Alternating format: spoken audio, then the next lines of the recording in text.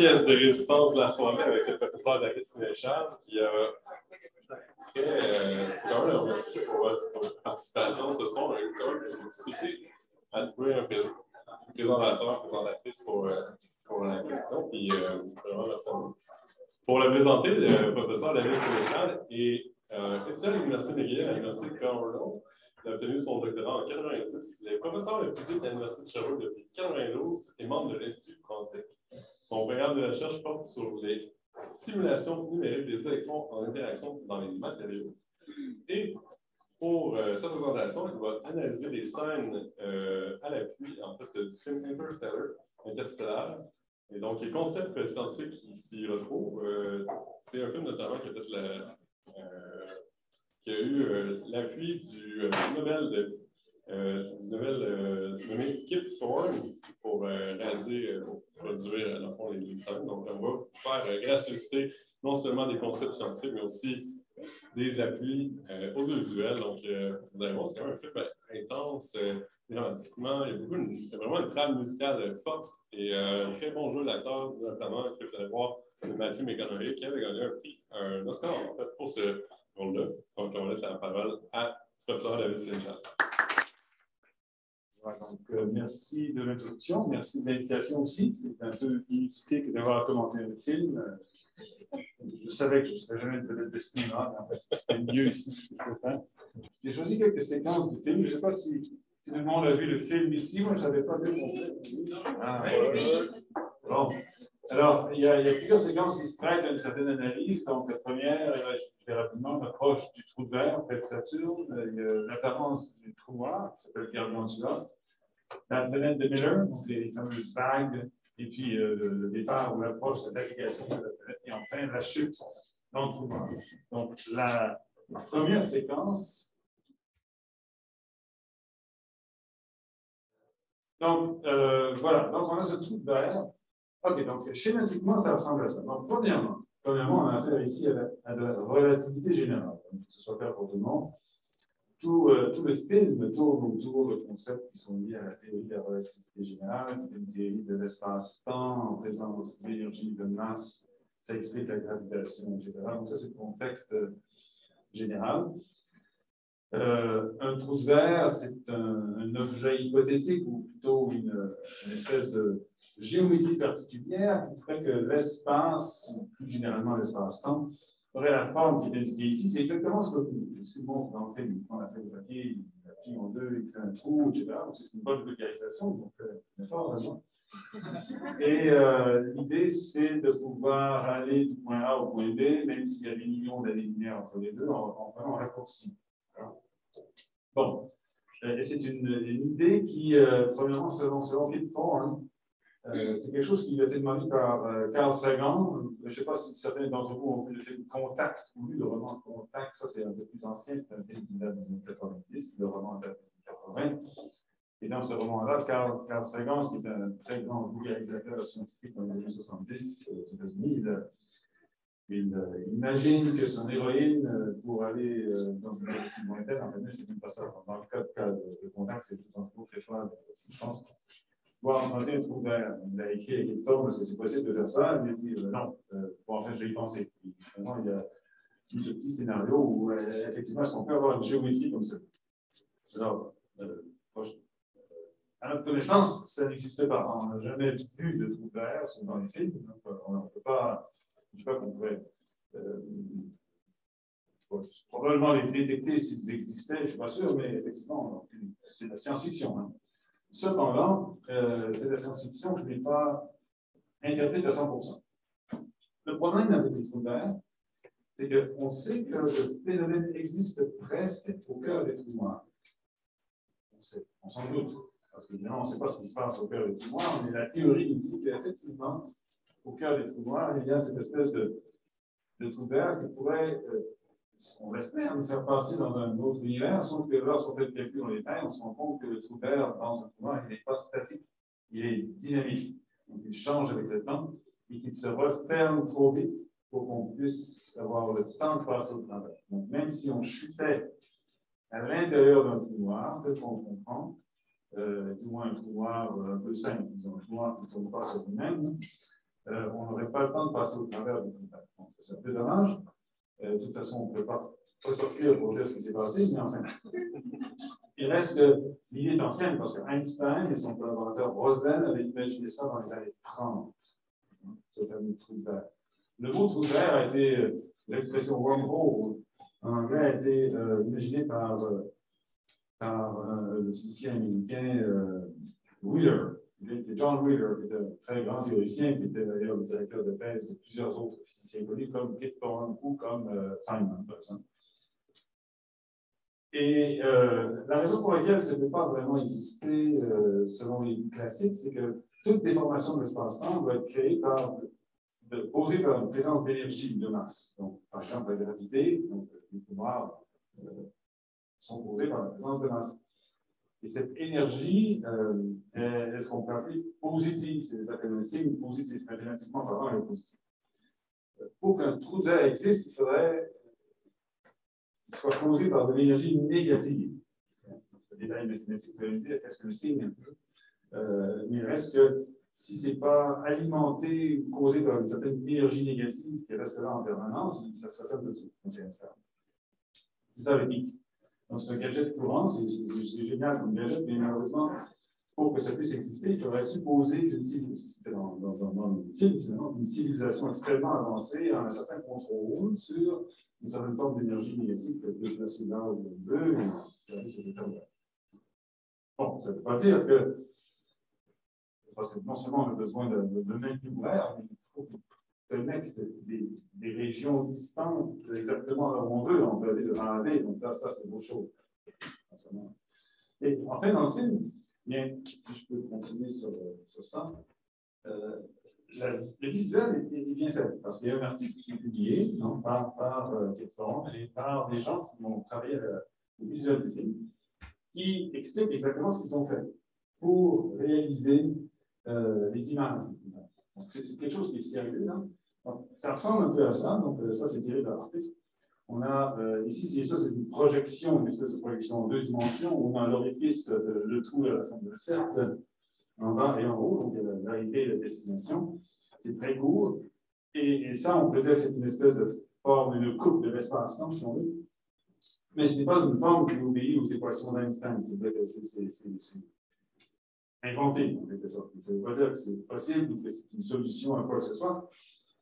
Mais c'est une géométrie d'espace-temps qu'on peut concevoir et on peut surtout, une fois qu'on suppose qu'elle existe, calculer comment les rayons lumineux se propagent d'un côté à l'autre. Donc, ce que Kip Thorne et ses amis ont fait là-dedans, c'est qu'ils ont supposé qu'il y avait une sphère céleste, qui est une image en haut, donc ils ont demandé à des artistes de créer cette image, c'est comme une image du ciel de l'autre côté du trou d'air. Ils ont fait tous les calculs nécessaires pour propager cette image au travers du trou d'air pour donner ce qu'on voit en bas. Donc l'image qu'on voit dans le film, elle est réaliste de ce point de vue-là.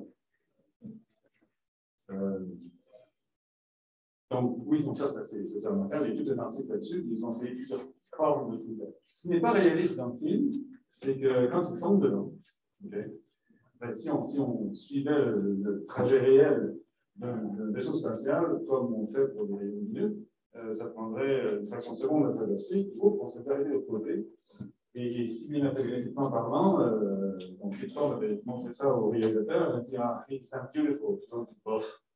Finalement, il a inventé cette scène où ils sont pendant plusieurs secondes en train de tomber dans cette espèce de tunnel et qui est complètement fictif. Ça n'a rien de scientifique, c'est uniquement pour ajouter un peu de suspense.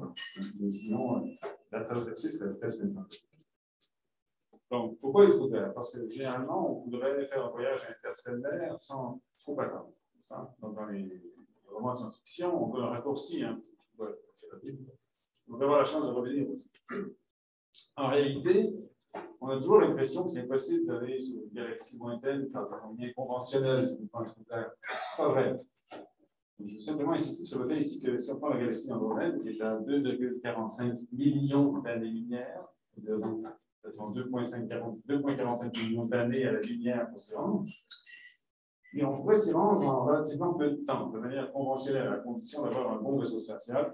Alors, supposons qu'on a un vaisseau spatial avec moyen de propulsion, pas trop, mais en fait, qui nous permet d'accélérer constamment. Donc, à une une accélération de 9,8 mètres secondes carrés, c'est-à-dire comparable à la gravité terrestre. Donc, si on est à l'intérieur d'un tel vaisseau spatial, on sentirait une gravité artificielle comme celle qu'on a présentement. Alors, avec un tel vaisseau, donc la vitesse du vaisseau augmenterait constamment, bien sûr, il ne pourrait jamais dépasser le vitesse de lumière. En mi-chemin, on changerait la direction du moteur pour ralentir au lieu d'accélérer. Comme ça, on aurait toujours cette gravité artificielle, on finirait par arriver avec cette galaxie Andromède. Ça prendrait 15 ans. 15 ans pour ceux qui sont sur le vaisseau, bien sûr. Donc, il y a un facteur de contraction du longueur en relativité qui joue là-dedans, mais qui fait qu'effectivement, on peut vraiment, en 15 ans, aller sur la galaxie Andromède. Et on peut revenir, ça prendrait 15 autres années, et au bout de 30 ans, on revient. Le problème, c'est qu'il y a eu 5 millions d'années d'écoulées sur Terre à ce moment-là. Donc, on dit adieu à la famille, hein, nos amis, et à l'espèce humaine aussi, parce que quand on revient. Non, on a changé de peu. D'accord? Donc, c'est possible. C'est possible, sauf que c'est pas dans les films, c'est pas très utile, parce que actuellement, on veut revenir à la fin du film pour faire un happy end, et là, ça marche. D'accord. Donc là, on peut passer à l'autre truc.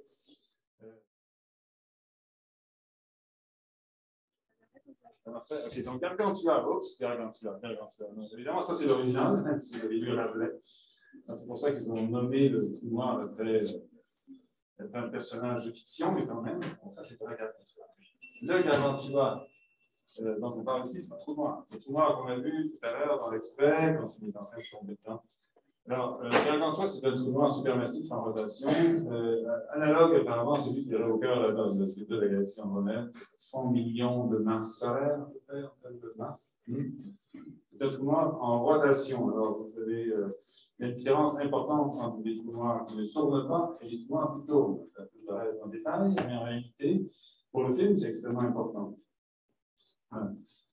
Parce que donc, dans un trou noir qui ne tourne pas, et c'était la réaction initiale de Kepler, on ne peut pas avoir une planète en orbite rapprochée, très rapprochée du trou noir, au point tel que le décalage gravitationnel serait de 7 années pour une heure. Ce serait impossible. Parce que les orbites sont instables quand on est trop proche du trou noir statique, et il s'agit pas de monter le trou noir. Par contre, pour satisfaire à ce caprice de l'égalisateur, il pouvait avoir un retard gravitationnel important, c'est-à-dire qu'il y ait 7 années qui s'écoulent sur Terre lorsque 1 heure s'écoule sur la planète Vénus. Ça ferait une orbite extrêmement approchée de l'horizon du trou noir. Et pour ça, il faut que le trou noir soit en rotation, mais en rotation extrême, parce qu'il y a des degrés de rotation. Donc, en relativité générale, on a un nombre de 0 à 1 qui indique la quantité de rotation d'un trou noir, 1 étant le maximum, et Gargantua doit être extrêmement proche de 1 pour que ça marche. Et le trou noir n'est pas noir, vous avez remarqué qu'il nage, hein. Bien sûr, l'image montre quelque chose qui émet beaucoup de lumière, mais évidemment, ce n'est pas le trou noir lui-même qui émet la lumière, c'est la matière qui tombe dedans. Donc, la matière, soit le disque avec le son, c'est une matière qui tombe dans le trou noir, et en tombant, elle perd de l'énergie. Il y a des interactions, de la friction, etc. Il y a la lumière qui est émise comme ça. Donc, la structure d'un trou noir qui tourne, hein, ça ressemble à ça. On appelle ça un trou noir de Kerr. Kerr, c'est le nom du type qui a trouvé mathématiquement la solution. Il y a au milieu, donc, il y a cette espèce de sphère noire qu'on voit, qui est pas un peu plus à l'extérieur, mais un peu plus à l'extérieur de la sphère noire, il y a ce qu'on appelle la limite statique. Ce n'est pas la limite du trou noir, c'est-à-dire qu'on peut quand même rentrer là-dedans et sortir. Okay. On ne peut pas rentrer dans l'horizon, donc dans la sphère noire, la deuxième au centre, on ne peut pas rentrer dedans et sortir. On peut rentrer dans l'ergosphère, c'est en bleu, et ressortir. Et par contre, si on rentre à l'intérieur de l'horizon noir, de là, on peut en sortir. On peut peut-être sortir quelque part ailleurs, cependant. Ça, c'est encore un sujet de controverse. Il y a une espèce de petit anneau rouge au milieu qu'on appelle ça, on appelle la singularité du trou noir, donc ça, il ne faut pas y toucher. Mais il est peut-être possible, si on tombe le long de l'axe de rotation, ce n'est pas le cas dans le film, de traverser cette espèce d'anneau et de sortir quelque part ailleurs. On ne sait pas. En fait, on ne connaît pas vraiment comment décrire ce qu'il y aurait à l'intérieur du deuxième, de la sphère la plus à l'intérieur. C'est mathématiquement encore. Il y a une possibilité, mais ce n'est pas très bien connu. L'apparence du trou noir, là aussi il y a un article, bien sûr, parce que Kepler n'a pas perdu son temps, donc il a travaillé, il a écrit des articles avec 20 de ses amis qui qui ont fait toute la visuelle du film. Et ils ont écrit un article sérieux où ils vont exactement calculer les trajectoires des rayons lumineux autour du trou noir. Et il y a des mirages gravitationnels, c'est ce qu'on voit, effectivement. Donc ça ici, c'est pour représenter essentiellement l'optique qu'on aurait proche d'un trou noir.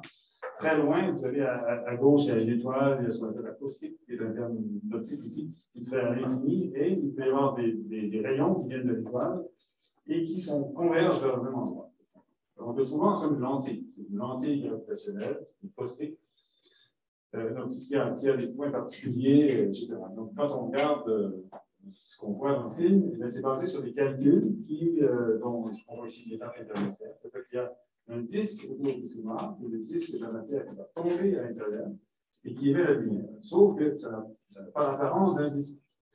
Oui, ça a l'apparence d'un disque à peu près, mais il y a le derrière, l'arrière du disque, on le voit quand même. Il apparaît comme la partie supérieure. J'ai fait une gaffe ici, excusez-moi. Voilà, donc la partie qui est là, c'est la partie qui est derrière. On ne verrait pas normalement, mais qui nous est renvoyée par la déformation d'espace-temps. Et ça, c'est la même chose ici. Ça aussi, c'est derrière, et ça apparaît comme si c'était en dessous. Donc, quand on voit ces images dans le film, il faut voir que c'est assez réaliste, sauf pour les petits détails. Petits détails dans le sens que, normalement, la matière à gauche devrait être plus bleue, décalée vers le bleu, la matière à droite décalée vers le rouge, parce que ça tourne. Donc, il y a l'effet Doppler qui est très important ici. Et il y a cette magnifique poésie de Gérard Nerval, 1854, c'est vieux, mais j'aime bien. Qui, évidemment, Gérard Nerval, ne connaissait pas le trou noir. Mais j'aurais pas pu imaginer une meilleure poésie pour décrire le trou noir. En cherchant l'œil de Dieu, j'ai vu qu'une orbite basse, noire et sans fond, d'où la nuit qui l'habite rayonne sur le monde et s'épaissit toujours. Un arc-en-ciel étrange entoure ce puits sombre, seuil de l'ancien chaos dont le néant est l'ombre, spirale engloutissant les mondes et les jours. Ça engloutit les mondes et les jours parce que ça engloutit le temps aussi. Donc, ça, c'est l'apparence du trou noir. Assez bien fait. Donc, sauf pour les petits détails qu'il n'y a pas d'effet Doppler, sauf pour un autre détail aussi que, normalement, s'il y avait tant de matière qui tombait dedans, ça émettrait beaucoup de rayons X, ça ferait que les planètes sont sur une table. Trop de rayons X. Il faudrait que ce soit un trou noir un peu anémique, très peu de matière qui tombe dedans, assez pour donner assez d'énergie. Mais, bon. Et deuxièmement, tout l'effet de caméra, où on voit une espèce de flou, ça c'est un effet de caméra, c'est comme s'il y a une caméra de max dans le film, mais en réalité, on fait la personne.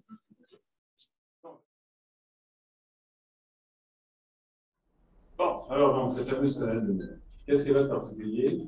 Elle tourne en cercle autour du trou noir, extrêmement proche de l'horizon, c'est-à-dire elle est sur le point de tomber à l'intérieur du trou noir, et c'est le secret derrière cette différence, ce décalage gravitationnel énorme, qui est de 7 années par heure. Alors, c'est un décalage de 60 000. Le temps s'écoule 60 000 fois plus rapidement, si on veut. C'est-à-dire, je devrais dire, vu de l'extérieur, il s'écoule 60 000 fois plus lentement sur cette planète. Et si on est très loin, d'accord? 60 000. Alors, ça demande quoi comme orbite? Si on fait le calcul avec la métrique de Kerr, le fameux paramètre de rotation, là, qui est 1 au maximum, il doit être égal à 0,99999. C'est un peu extrême. Je ne pense pas qu'on pense qu'il y a un trou noir comme ça dans l'univers. Donc, ça, c'est tirer la sauce. C'est un truc de scénario, parce qu'on peut avoir beaucoup d'années qui s'écoulent. On aurait pu avoir peut-être un trou noir réaliste avec un décalage réaliste, et ça aurait été un décalage de 30%, et puis tout le monde aurait été bof, les gens qui disent plus que l'autre, c'est tout. Hein. Donc, il faudrait que ce soit un peu dramatique, mais malheureusement, c'est la limite de ce qui est vraiment impossible. Et Kipton a toujours dit, c'est pas impossible. Donc, mathématiquement, ce n'est pas impossible. Okay, d'accord. Les producteurs associés du film, m'intéressent que ce soit mathématiquement non impossible.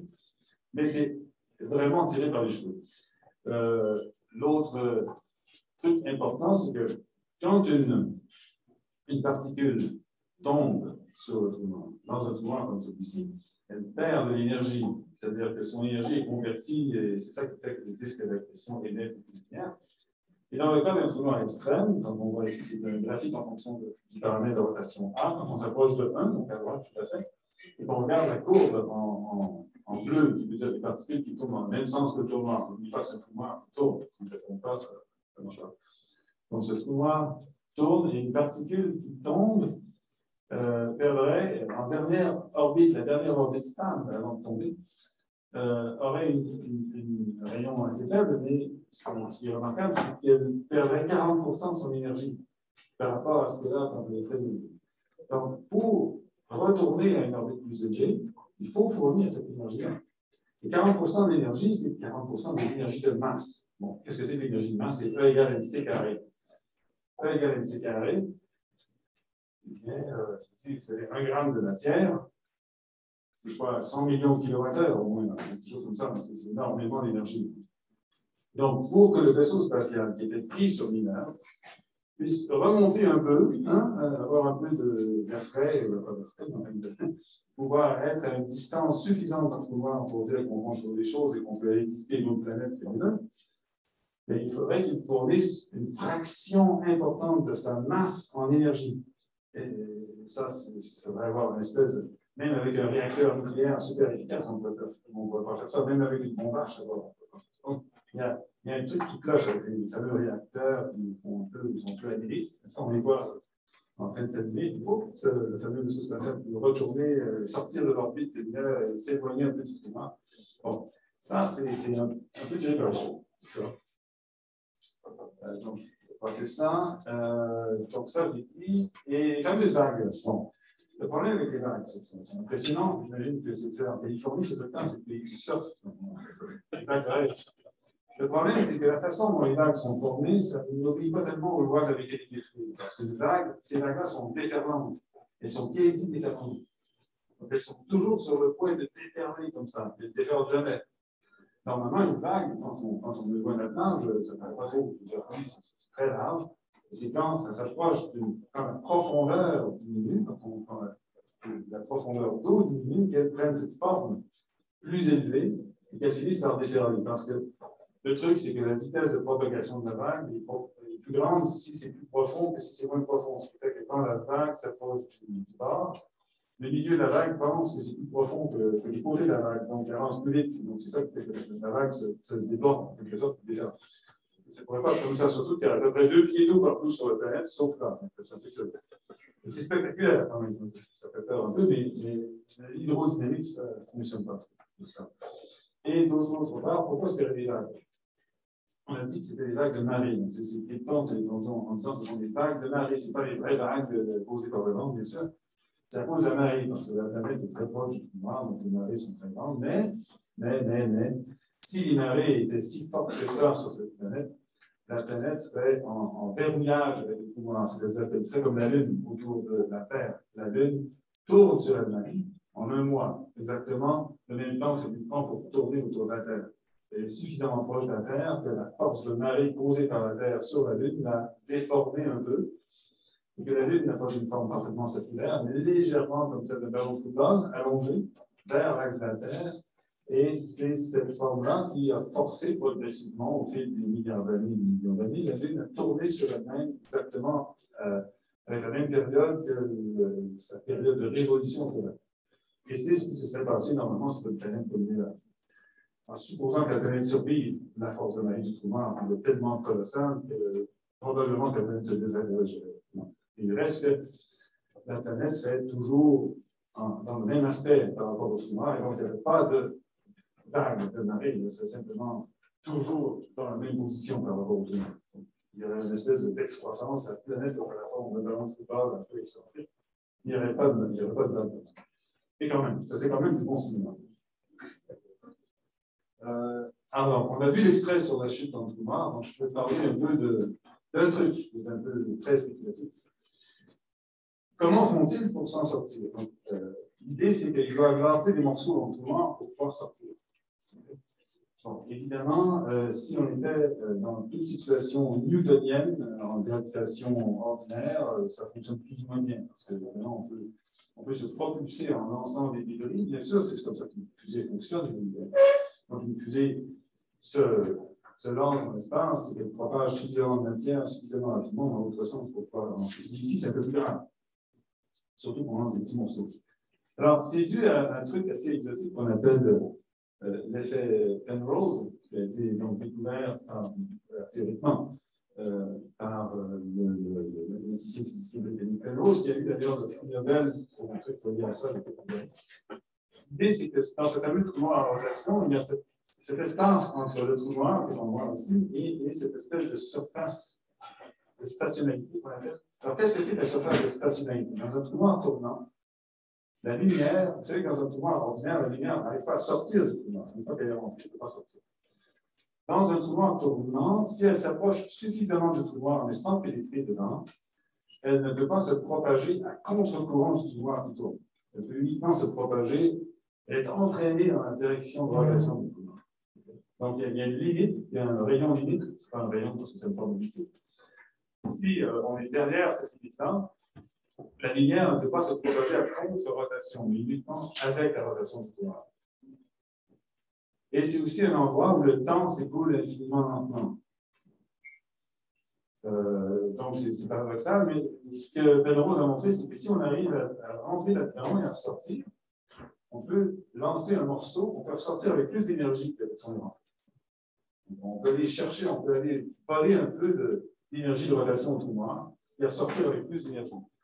Donc, c'est ça le truc, essentiellement, ils sont en train d'utiliser pour pouvoir s'éloigner de la planète de Miller. Enfin, ils rentrent là-dedans, okay, et ils lâchent des morceaux, et puis bon, la dernière personne, en fait, je dis son personnage, mais elle a réussi à s'éloigner, puis elle l'autre planète. En fait, il y a des trucs bizarres dans le film, parce qu'on voit une autre planète avant ça. Donc, ça suppose qu'ils l'ont déjà fait une fois, c'est pas. Bon. Une fois, mais pas deux, en fait, bref, scénario. Donc, ça, c'est ce qu'on appelle l'effet Penrose. Donc, c'est ce qu'ils appellent l'effet catapulte, mais ça n'a rien à voir avec l'effet catapulte classique qu'on emploie pour envoyer les sondes spatiales très loin. On fait du système solaire, ça, c'est différent. C'est vraiment récupérer une partie de l'énergie du tout le monde. Dernier truc, la chute. Bon, l'idée, c'est que, selon l'auteur du scénario, donc, il s'est basé sur une idée extrêmement spéculative sur laquelle notre univers n'a pas 4 dimensions, c'est-à-dire 3 dimensions d'espace, une dimension de temps, mais 5. Il y a une dimension supplémentaire, et que nous, on est condamnés à vivre à la surface de cet espace-temps-là, de cet hyperespace. La surface d'un véritable espace à 4 dimensions, c'est un truc à 3 dimensions, et nous, on vit là-dedans. D'accord? On ne voit pas de. Donc, en fait, c'est une 5e dimension qu'ils appellent le volume ou le bulk dans le film. Il y aurait des êtres avancés qui, eux, seraient capables de vivre dans ce bulk et dans ce volume. Ils seraient capables d'installer des trous verts et de manipuler la géométrie de la frontière de leur hyperespace, qui est notre espace. Ça résume à peu près. Il y a bien sûr des théories qui ont été proposées dans les années 90 pour expliquer l'unification des forces, et qui prétendent effectivement que c'est des trucs qui sont dérivés de la théorie des cordes, la théorie des membranes, qui spéculent qu'effectivement, oui, l'univers pourrait avoir essentiellement 5 dimensions, mais nous, on est sur la surface. Notre univers connu est sur une des surfaces, il y a une autre surface de l'autre côté. Et la gravitation est la seule force qui peut vivre à l'intérieur de ça, mais les autres forces, comme la force électromagnétique ou les forces nucléaires, etc., elles n'existent comme un effet de surface, un effet qui n'existe que sur la surface où nous vivons. Donc, c'est inspiré de manière très large de ces idées-là que les scénaristes ont pensé qu'il pourrait y avoir des êtres intelligents qui vivent, eux, dans le volume, dans l'hypervolume, si vous voulez, qui sont capables de faire ces manipulations. Et l'idée du Tesseract, essentiellement, c'est vraiment une représentation bien connue depuis très longtemps, parce que c'est un cube en 4 dimensions d'espace, et que nous, on voit à travers une projection en 3 dimensions, ou même en 2 dimensions. Donc, ce qu'on voit ici, donc, vous savez, quand on regarde un cube ordinaire et qu'on projette sur une feuille de papier, ça a une certaine apparence qui est liée au fait qu'il y a les 8 sommets du cube, qui sont les 8 points sur la feuille de papier, qu'on relie les sommets entre eux, ça nous donne une espèce de projection apparente d'un cube en 2 dimensions. Ici, on fait la même chose pour un cube en 4 dimensions. Donc, dans ce cas-ci, on aurait, si vous comptez le nombre de sommets, vous voyez qu'il y en a 4 x 4, 16 au milieu. Donc, un carré à 4 sommets, ce truc-là, cet hypercube, ce tesseract dans la 16. Et il y a des arêtes qui relient chacun des sommets, il y a des plans aussi, exactement. Donc, ce que l'on voit à droite, c'est une espèce d'animation où on fait tourner un hypercube comme ça, dans une certaine direction, parce que vraiment en 4 dimensions d'espace, c'est plus une direction possible. Et c'est ce qu'on verrait en tant que projection. Et c'est basé uniquement là-dessus qu'ils ont pensé qu'on pourrait présenter cet univers à 4 dimensions d'espace à l'intérieur du trou noir comme ça. D'accord? C'est uniquement pour faire le lien avec l'hypercube, qui est la chose peut-être la plus facile à imaginer, qui peut exister en 4 dimensions d'espace. Mais n'oublie pas que c'est 4 dimensions d'espace, c'est encore une dimension de temps en plus de ça. Donc ça, c'est la source, en fait, si vous voulez, de cette idée de présenter ça comme une construction artificielle. Mais au fond, qu'est-ce qu'il y a à l'intérieur d'un trou noir? On n'en sait rien. On a une théorie là-dessus, mais au fond, si vous suivez le film, vous voyez que le type tombe dans le trou noir, après ça, il ressort, il ressort quelque part, il réussit à s'en sortir finalement. C'est un peu difficile à concevoir, surtout de ressortir dans le même univers. Dans la mathématique du trou noir, il y a la possibilité de ressortir du trou noir, mais vers un autre univers, vers une autre partie de la géométrie, mais pas d'où on vient. Ça, c'est clair.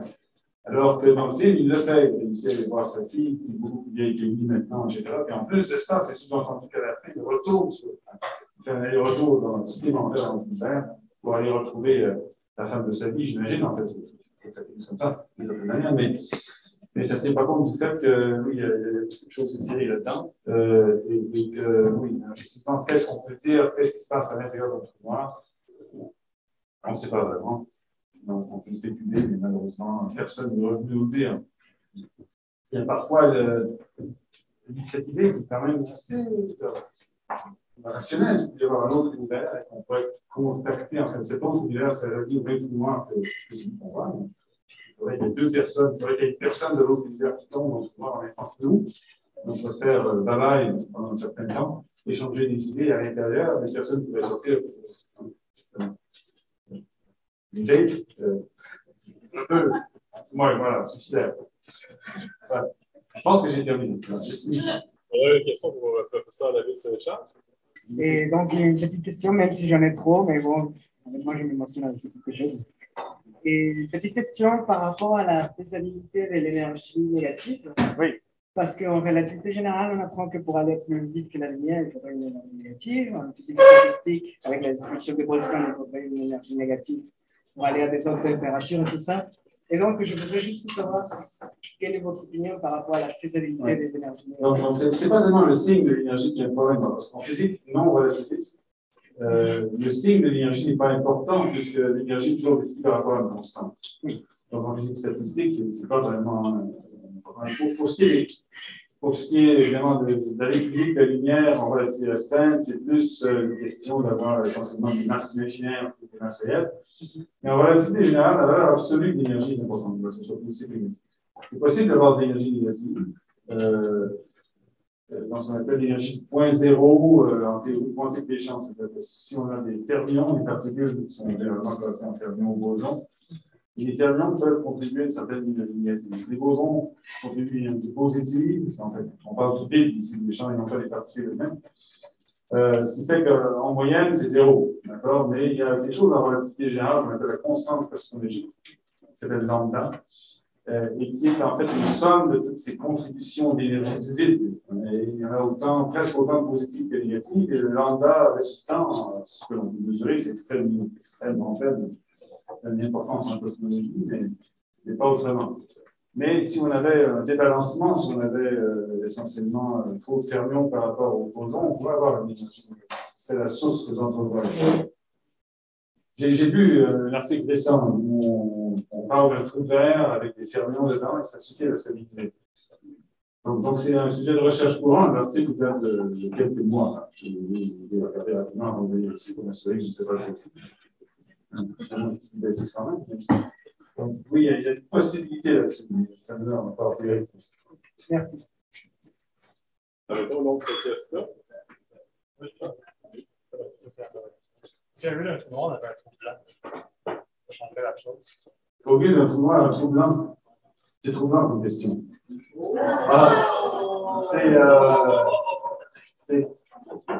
Voilà. Oui, là, évidemment, on ne connaît pas, on ne sait pas si c'est des trous blancs. Les trous blancs, c'est l'inverse, c'est la matière ne peut que sortir du trou blanc, non pas donc c'est un sens unique, mais dans l'autre sens. Donc, par définition, ça veut dire qu'on ne peut pas rentrer dedans. C'est un sens unique, mais dans l'autre sens. Moi, j'aurais tendance à me méfier encore plus souvent le trou blanc que je me tiens plus souvent le trou noir. Mais ça va certainement changer du fait. Et on a toujours besoin d'une deuxième partie, je crois. Au niveau de... Je me demandais votre opinion sur l'absence de la représentation de l'effet de Marie, par exemple, quand on est à l'intérieur d'un tumor, sur la personne, ou même au travers c'est une espèce de spaghettification. Oui, exactement. Normalement, le consensus, c'est que si quelqu'un tombe ou un objet tombe dans le tumor, il y a ce qu'on appelle la spaghettification, qui est un processus par lequel la force de marée, qui est de plus en plus intense au fur et à mesure qu'on tombe vers la singularité au centre du tumor, étire les objets, les passe dans un robot culinaire, en quelque sorte. Donc, il y aurait des forces qui étirent et qui poussent et qui comprennent dans une direction et tirent dans l'autre. Ça créerait une espèce de peu comme quand on mélange un colorant avec un pudding à la vanille. C'est pas génial. Donc, ça, on ne le voit pas du tout. Donc, ça suppose que dans le scénario, qu'il n'est pas tombé dans la singularité. Le trou noir est suffisamment grand. Si c'est un trou noir supermassif, cet effet de force de marée n'est pas énorme quand on traverse l'horizon. C'est le même effet que si on avait un objet qui n'est pas un trou noir. En fait, ça dépend uniquement ça dépend comme le cube de la distance par rapport au centre. Donc, on peut tomber au travers d'un trou noir supermassif comme celui-là, sans se faire spaghettifier quand on passe l'horizon. On voit que la lumière disparaît, comme si tout l'extérieur était contenu dans un seul pôle. C'est assez bien montré dans le film, je pense. Et ça suppose qu'au lieu d'atteindre la singularité, il s'est arrêté avant. Dans cette espèce de tesseract, là, la vie était normale, en quelque sorte, il y avait même des livres. Tout ça pour dire que tout ce qui passe, ils ont bien passé l'horizon du trou noir, mais après ça, ça a mis la science au garage.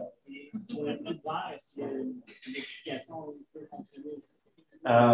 Pour le trou vert, c'est sûr que la façon dont le trou vert a été conçu par Kitton et ses amis pour faire la propagation des rayons lumineux, il y a un aspect gravitationnel aussi. Donc, il faudrait qu'il soit attiré par le trou vert et qu'il soit légèrement déformé aussi. Mais là, ils ont le choix, hein, ce n'est pas des solutions physiques qui peuvent contrôler les paramètres comme ils le veulent.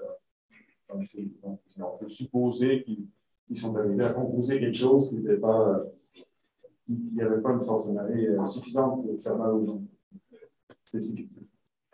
Vous aurez compris, c'est ce qui met fin à notre superbe soirée hors série Espace Science et Fiction.